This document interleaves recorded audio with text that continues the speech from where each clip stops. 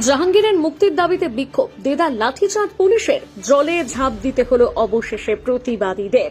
হ্যাঁ, জাহাঙ্গীরের মুক্তির দাবিতে চলা বিক্ষোভে লাঠিচার্জ পুলিশের। মঙ্গলবার ফলতায় জাহাঙ্গীর খানের মুক্তির দাবিতে পথ অবরোধ বিক্ষোভ চলছিল। স্থানীয়দের একাংশ মহিলারা রাস্তায় নেমে বিক্ষোভ দেখাচ্ছিলেন। ঘটনাস্থলে পৌঁছয় পুলিশ ও কেন্দ্রীয় বাহিনী। লাঠিচার্জ শুরু হতে উত্তেজনা চরমে ওঠে।